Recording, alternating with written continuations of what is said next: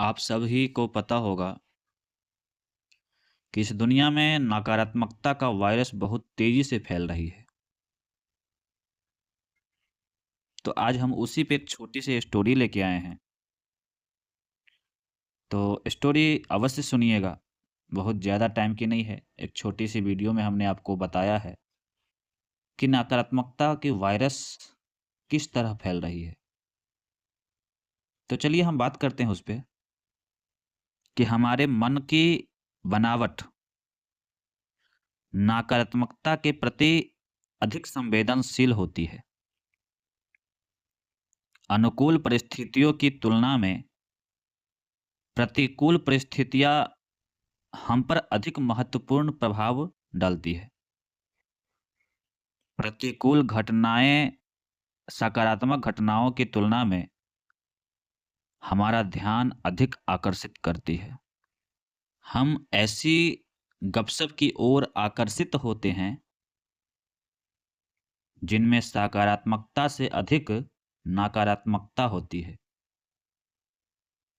यह नकारात्मकता आत्म अनुशासन की विरोधी है। हमारी नकारात्मक भावनाएं हमारे लिए तर्कसंगत व्यवहार करना कठिन बना देती है। हम विषम दृष्टिकोण से प्रभावित होकर गलत निर्णय लेते हैं और अपने आवेगों तथा आग्रहों पर नियंत्रण खो देते हैं। नकारात्मक लोग के साथ समय बिताने से यह समस्या बढ़ जाती है कि उनकी नकारात्मकता एक वायरस की तरह फैलती है, जो आपके विचारों, भावनाओं और दृष्टिकोण को संक्रमित करती है। यह धीरे-धीरे आपकी इच्छा शक्ति को एक दिन समाप्त कर देती है और आपकी प्रेरणा स्वतः ही समाप्त हो जाती है। इसीलिए कहा गया है कि नकारात्मक शक्ति से और नकारात्मक लोगों से खुद को इतनी दूरी बनाइए कि लोग आपको नकारात्मक बात न बता पाए और न आपको उस लायक समझा जाए। क्योंकि नकारात्मक वायरस जो होता है बहुत ही घातक होता है।